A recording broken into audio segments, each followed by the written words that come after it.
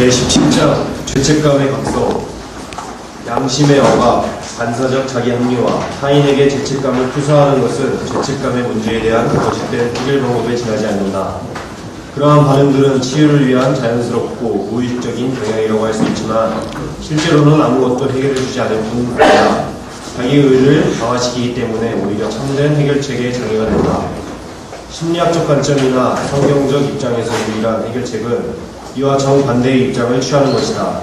즉 자신의 책임을 받아들이고 자신이 죄인임을 진정으로 인식하고 회개하며 회개하는 자에게 주시는 하나님의 용서를 받아들이는 것이다. 그 옆에 읽으세요. 그냥 둘 수 없는 이런 상황에서 사람들을 끌어내어서 다시 한번 은혜를 받을 수 있도록 하려면 하나님은 그 무엇보다도 그들 내면의 억압된 죄책감을 다시 일깨우셔야 한다. 이것이 가혹하고 우물하고 위협적인 내용이 가득한 성경의 장들이 지닌 긍정적인 의미다.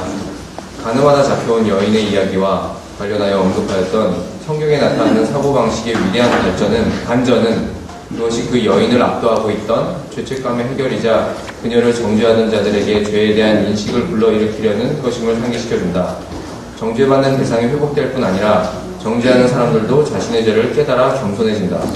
뒷줄 읽으세요. 다음 사람. 성경과 예수 그리스도는 후자의 사람들에게 가혹할 정도로 통렬하게 말씀하신다. 이러한 통렬함은 하나님의 사랑과 대립하는 것 같이 보이기 때문에 많은 오해의 원인이 되고 있다. 이 가혹함은 그것의 궁극적인 목표를 알아야만 이해할 수 있다.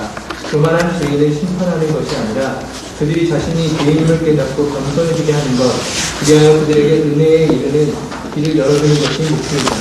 예, 거기까지 읽어.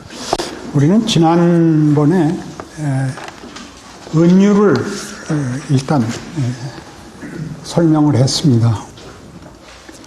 은유란 섬이라는 시에서 보았듯이 울타리가 격리와 분리의 상징이면서 뜻밖의 그것이 길이 된다는, 쉽게 우리가 은유적으로 인생은 장미 같다. 그럴 때는 꽃을 얘기한 걸까요? 가시를 얘기한 걸까요? 둘 다는 안 돼요. 장미라 그러면 뭐가 먼저 생각나세요? 예, 그러니까 1차적으로는 꽃이에요. 그러나 살아보면 가시가 있다는 걸 알게 돼요. 그렇죠. 이 장미가 가시와 꽃으로 되어 있다는 걸 수긍하는데 평생이 걸려요.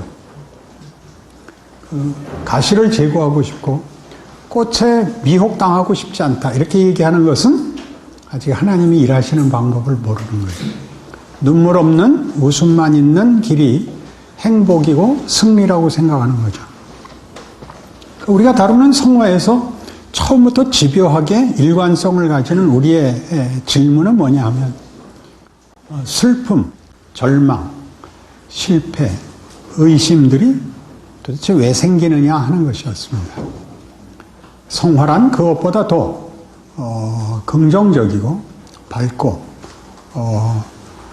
안심과 완전으로 가는 길일 텐데 거기에 왜 비극이 들어와야 되는가 하는 문제이죠. 가장 중요한 이 문제의 어떤 필요성은 이해가 가지 않지만 현실이라는 것이죠. 엽기에서 일어나는 그 긴장 관계는 세 친구들의 주장이 논리적으로 옳다는, 원리적으로 옳다는 사실과 그럼에도 불구하고 사실이 있다는 사실입니다. 욥이나 친구에게 있어서 욥은 자기가 틀리지 않았으나 원리를 실패하지 않았으나 고난이 있다는 사실이고, 친구들의 말은 원리는 엄연한 진리임에도 불구하고 그렇지 않은 현실을 강변하는 사람이 있다는 사실입니다. 누가 이기느냐의 문제가 아니었죠. 그래서 욥기의 가장 큰 성경에서의 증언은 우리가 알고 있는 세계가 우리가 이해하는 세계보다 더 있는데 우리가 안다고 생각하는 것이 종종 사실을 외면케 한다는 걸 가르칩니다. 사람은 선하다. 사람은 악하다. 어느 쪽을 지지하십니까? 마음속에 자기에게 사람은 선하다. 사람은 악하다. 어느 쪽을 정하셨습니까? 정해야 됩니다. 왜냐하면 안 정하면 나중에 이 답이 나왔을 때 나도 원래 그렇게 생각했다. 이렇게 우겨요. 내가 뭐 한두 번 본 게 아니야. 그러니까 정해. 자기가 왜 그렇게 생각했고 정답이기보다 하나의 우리 어떤 설명을 했을 때 그 설명에 여러분의 그 갖고 있었던 답이 어떻게 연결되며 어떻게 부족한지를 알아야 돼요. 정하셨어요? 그러면 사람은 선하다, 사람은 악하다라고 우리는 꼭 어떻게 물어보냐면 무엇이 옳고 무엇은 틀렸다라고 얘기해요. 사람이 선하다고 말한 것이 옳다 혹은 틀렸다라고 얘기하고 사람이 악하다라고 얘기한 것이 옳다 혹은 틀리다고 얘기를 해요. 그렇잖아요. 둘 다 있어요. 악한 사람도 있고 선한 사람도 있다. 인정하시죠? 아니에요. 악했다, 선했다 그래요. 동일이니. 악한 자와 선한 자가 있는 게 아니라 악했다, 선했다 하는데 악했다를 인정하지 않는 사람들이 있어요. 그래 본 적이 없는 있으나마나한 존재로 살아온 사람들이 주로 이 주장을 해요. 난 악해 본 적이 없다. 무지하고 게으른 것이 죄예요. 그런 생각을 안 한 게 죄예요. 그런 경험이 있을 만큼 진지하게 안 산 게 죄예요. 바울이 증언하는 자기가 죄인 중에 괴수인 가장 큰 이유가 그때 무지했었다는 거예요. 뭐에 대해서 무지했죠? 예수에 대해서 무지했어요. 무슨 열심에 충만해 있었죠? 하나님을 위한 열심에 충만해 있었어요. 그래서 저지른 것이 핍박이었어요. 기억하셔야 돼요. 그러니까 사람은 선하다거나 사람은 악하다고 얘기할 때 우리는 선한 때와 악한 때를 구별하거나 저건 선한 일이고 저건 악한 일이라고 판단하는 정도가 아니라 그것이 우리에게 함께 있다는 사실을 어떻게 조합해야 되는가, 어떻게 이해해야 하는가, 어떻게 살아내야 하는가로 오는 거예요. 그러니까 성화 과정은 이 중에 악을 다 제거하고 선만 남아있는 상태도 아니며 선만 남기는 싸움도 아니에요.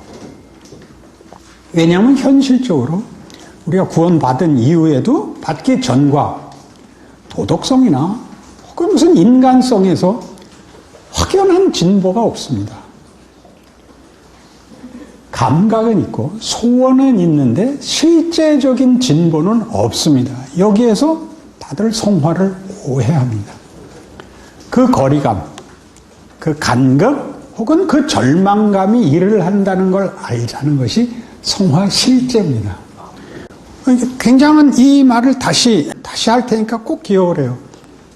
우린 누가 선하고 누구는 악하며 누가 옳고 누구는 그르다 해서 나는 선할 때도 있고 악할 때도 있다고 동일인에게 일어난다는 사실과 맞고 틀리다가 맞고가 연장되는 것의 싸움이 아니라 틀리다가 나오고 이게 계속 반복적으로 극단적으로 반대편에 설 수 있다는 사실이 무엇을 하는가라는 질문 앞에 선 거예요. 거기에 오늘 우리가 읽은 폴 투르니에의 죄책감과 은혜가 정신과 의사예요. 그는 물론 크리스찬이긴 합니다만은 이런 그의 이해를 내놓는 거예요.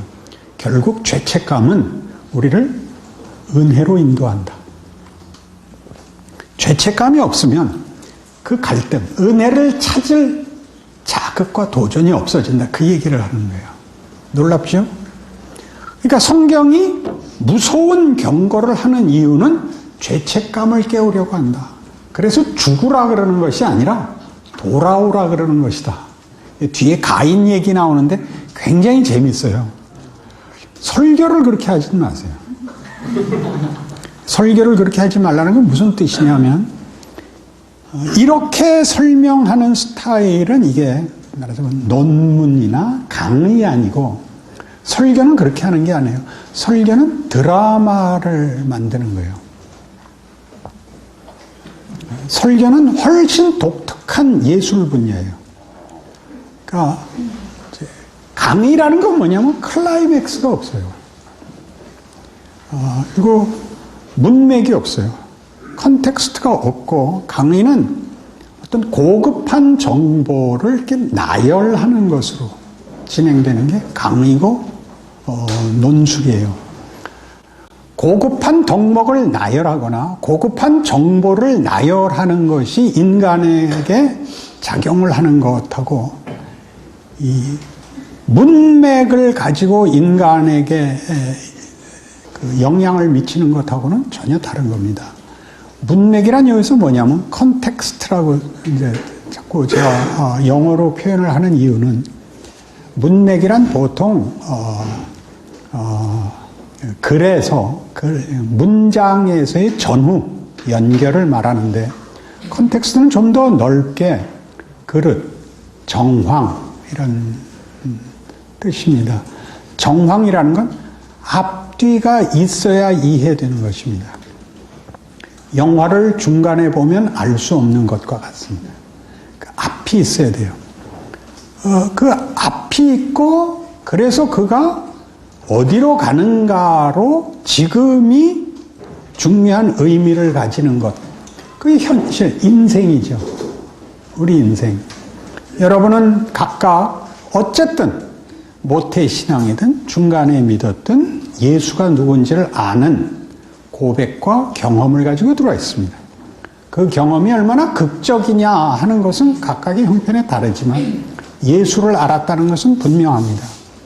그리고 예수를 안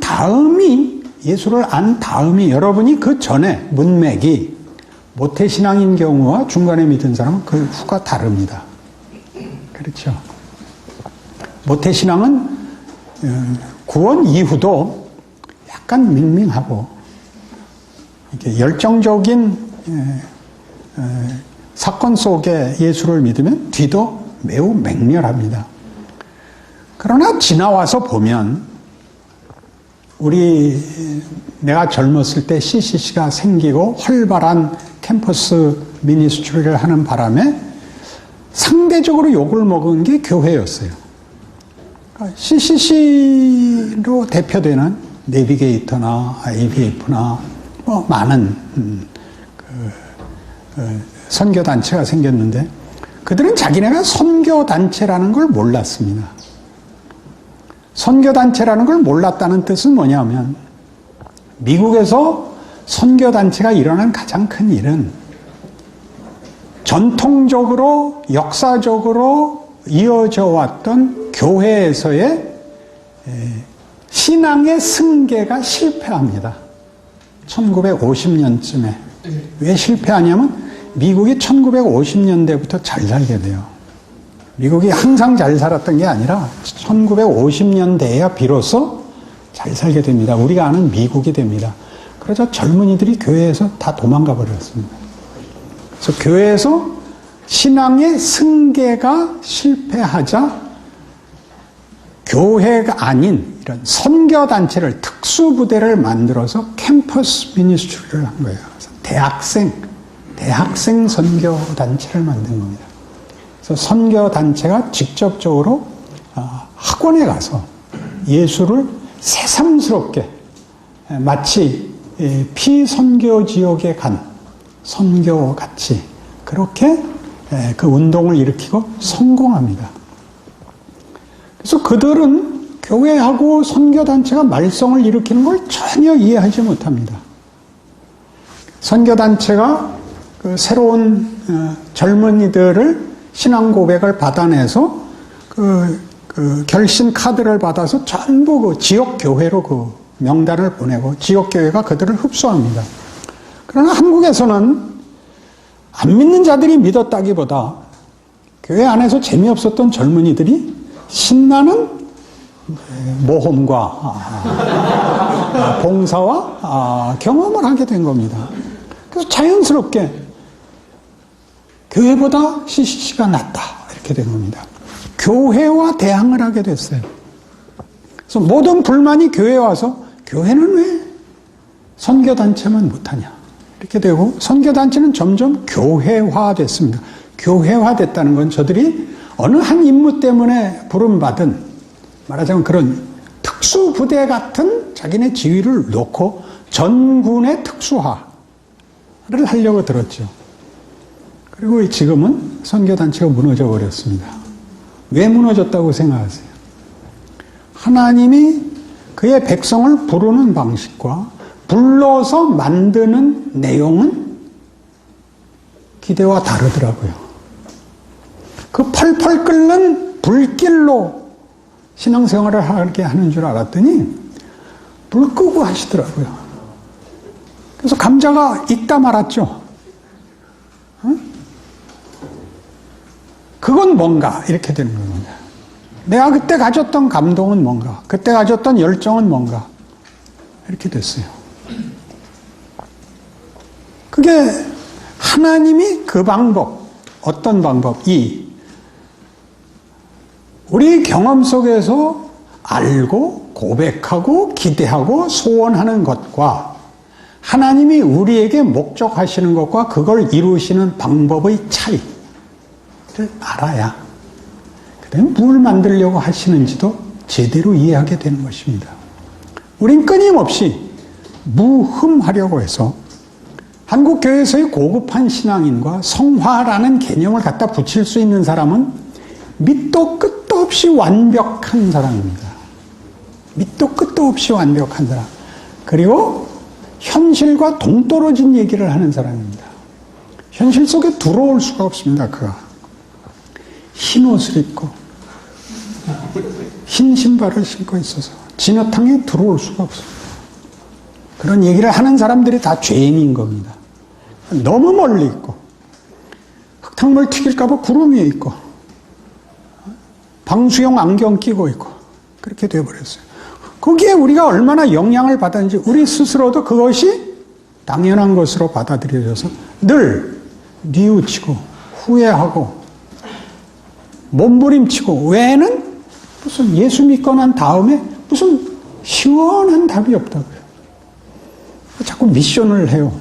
단기 선교 여행을 간다든가 무슨 작정 금식 기도를 한다든가 그 무엇만 확인하냐면 아직도 살아있는 열정, 아직도 살아있는 진심, 헌신. 그것이 무슨 헌신, 무슨 열정, 무슨은 없어요. 이 텍스트는 없는 거예요. 무엇을 위한 각오인지는 없어요. 흑백 영화 시절에 1960년대에도 우리 흑백 영화를 그러니까 줄을 이뤘는데 돌아오지 않는 해병 이런 유명한 영화가 있었어요. 당시에 이제 터프 가이들이 다 동원됐는데 외워돼요. 그때 사사 아들이니까 장동휘, 황해, 박암, 허장강, 구봉서 이런 사람들은 이제 만내기로 들어오는 거예요. 앞에가 터프 가이들이고 이들은 코미디언들이죠. 프라이보이 곽규석 알아야 돼요. 사사들이에요. 어디까지가 조크인지를 알아야 돼. 이렇게 고함을 질렀어요. 시도 때도 없이 아무 일에나 고함을 질러. 강한 표시였다. 자기가 강자라는 거야. 고함을 질러서 밖에는 강하다는 것을 표현할 길이 없어요. 근데 강한 건 고함을 지르는 게 아니에요. 커서 강하지 않아. 강하다는 것은 많은 중요한 본질적 요소를 가져야 돼요. 인내, 지혜, 판단, 감수, 그다음에 통찰, 맷집 이런 걸 가지는 거예요. 그게 강한 거야. 그러나 그땐 몰랐어. 그러니까 한국 교회를 봐요. 한국 교회가 순교 시대 때는 분명히 그 신앙의 본질 중에 가장 중요한 것, 하나님 외에 다른 신을 섬길 수 없다라는데 목숨을 걸었어요. 그건 굉장한 거예요. 그러나 나중에 뭐만 미화되냐 하면 목숨을 걸었다만 미화됐어요. 그때의 컨텍스트야. 그때의 정황은 신사참배를 할 것이냐 말 것이냐, 하나님의 다른 신을 겸하여 섬길 것이냐 말 것이냐에서 목숨을 걸어도였다고. 근데 나중에 뭐만 남냐면 목숨을 걸어도만 남았어. 밤낮 목숨이야. 가장 사소한 일에도 목숨이 나와. 피자를 먹어도 목숨을. 피자 먹을 때는 훨씬 달콤한 얘기를 해야지. 무슨 말인지 알아들. 그러니까 그 가지는 열심을 실제로 소화하고 만들어내야 하는 주제는 다 놓쳤다고. 그러니까 지금은 하나님이 훨씬 사소한 일로 우리를 만든다 라는 것을 인정해야 되는 때가 왔어요. 어떤 결정적인 사건, 너 목숨을 걸래? 너 기도해서 부흥할래 말래? 너 성령 은사 받았어 못 받았어? 이렇게 묻지 않고 하나님이 매일을 창조의 하루같이 일하고 계신다는 사실을 이해하고 그 속에서 하루를 순종하는 사소한 것에서 그 각오를 세밀하게 표현하고 확인하는 길로 매일을 채워야 된다는 것을 이해해야 하는 정도까지 왔어야 되는데 거기를 못 오고 있는 거예요. 뭐가 어려워요? 공부하는 게 어렵지. 그럼 이 공부를 잘해야 된다, 성적이 좋아야 된다가 아니에요. 이 공부를 하면서 끊임없이 질문을 해야 돼. 이건 왜 배우나? 뒀다 뭐에 쓰나? 그럼 안 하고 그만둘 건가? 그럴 수는 없다. 그럼 어떻게 해야 되냐? 앉아 있어야 된다. 하나도 못 알아듣는데 앉아 있으면 뭐하나? 알아듣는 척 해야 된다. 그것이 신앙이다. 이렇게 매일을 싸우는 거야. 그래서 하루만큼씩 크는 거야. 무슨 과목이냐는 2차적인 문제야. 전문성의 문제야. 한 인간이 되는 과정에서 우리가 겪는 것은 대부분의 경우는 우리가 판단을 내릴 수 없는 모호한 것들로 구성되어 있어요. 우선 여러분은 태극기야 촛불이야? 아니면 둘 다 귀찮아. 여러분이 이 문제에 대해서 격렬한 견해를 가질 수도 있고 아주 무관심할 수도 있어요. 그게 각자의 다른 점이야. 존중해야 돼요. 아무래도 좋다가 아니라 각각이 자기 형편에 따라서 다르게 판정을 하는 거야. 태극기여야 된다, 촛불이어야 된다는 사실은 지금으로서는 문재인 씨하고 안철수 씨가 고민을 해야 되는 거야. 그들의 몫이야. 우리는 다만 그 정치인들이 책임져야 하는 국민이야. 그러니까 국민의 일원이 되면 결정 아래 놓여진 이런 국민의 입장에 서면 모든 판단이 그런 명분이나 진정한 지혜에 의해서 판단이 일어나는 것이 아니라 오늘 내 사건에 의해서 판단이 돼. 오늘 내가 집에서 싸우고 나오면 야 정은아 서울에다 쏴라 그러게 돼. 무슨 촛불이고 태극기야. 다 망하고 말지. 얼마나 개인이라는 게 무서운 그 판정의 근거가 홀딱 개인적인가를 생각해봐. 누가 나서서 나라를 위해서 내가 희생하겠다 그래. 그렇게는 못해. 그렇게 되려면 하나님이 특별히 준비하는 거예요. 모세같이 다윗같이 그럴 준비를 시켜서 그 자리에 가는 것이고 그들이 잘난 게 아니고 그들의 보호를 받고 그들로 하나님 나라에 오게끔 혜택을 받고 보호를 받아야 하는 절대 다수의 군중, 국민, 보편적 평범한 범인 속에 우리가 있는 거야. 내 결정이 곧 국가적 결정이 되고 역사의 운명이 되기를 바라는 것은 넌센스예요. 그러나 각각은 거기에 매여 있는 거야. 그 매여 있는 것이 하나님이 이렇게 보따리로 한 시대 무슨 어느 나라 이렇게 도매금으로 넘기지 않고 도매금에 불과한 우리를 숫자에 불과한 우리를 각각의 특성대로 찾아오시고 주고받고 하는 게 성화야. 명분상 나라가 이 꼴인데 이래도 돼 이렇게 얘기하는 것은 자기 주장을 상대방에게 강요할 때 쓰는 거야. 너 신학교 와서 그래도 돼? 이렇게 말할 필요 없어. 본인이 더 잘 알아. 그렇게 하고 상대를 내 마음에 들게 하려고 하지 말고 스스로에게도 마음에 들게 하려고 하지 마. 지금 읽는 이 죄책감에서 증명하듯이 하나님이 정당한 답에 오도록 놔두지 않아. 우리 나라를 불살라서 그러지 않고 그건 좀 더 큰 틀이고 각각의 자리에서는 여러분들이 여러분 친구들하고 얘기하면서 듣는 여러분 친구들의 말도 안 되는 다양한 극단적인 경험들과 그 폭탄 선언들 속을 여러분이 매일 겪고 있어. 그래 안 그래? 여러분들 친구 중에 자살을 시도한 친구도 있을 수 있고 무슨 사고 쳐갖고 무너지는 일도 경험하고 무슨 친구에게 일어났으나 나에게 난 일과 같고 그것이 나한테 영향을 미치고 하는 속을 걸어오고 있다고요. 그런 것들이 일을 하는 거예요. 그게 은유야. 은유. 우리와 관계없는 컨텍스트는 없어. 내가 살아있는 동안 접하는 모든 정보, 경험, 사회 이것이 나와 다 맞물려서 내 개인적인 것으로 모든 것을 결정낼 수도 없고 외부의 문제가 나를 다 해결해 줄 수도 없는 이중적인 딜레마를 겪는 거야.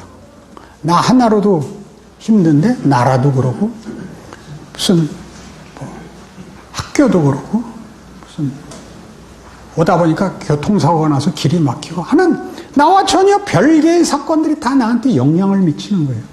그게 다 하나님이 그 컨텍스트 속에 찾아오셔서 그 컨텍스트를 조작하는 것이 아니라 하나님이 우리에게 만들려고 하는 일에 사회에서 일어나는 일, 역사에서 일어나는 일, 우리가 하는 일들로 말미암아 결과되는 것을 가지고 하나님이 씨름을 해요. 그 모든 걸 가지고. 그게 성화야. 그러니까 컨텍스트가 완벽하기를 바라고 그래서 텍스트를 대신하는 거나 텍스트의 중요성 때문에 컨텍스트를 넘어선 초극한 어떤 초연한 자리에 가는 것이 이런 것들은 다 하나님의 일하심을 외면하는 겁니다.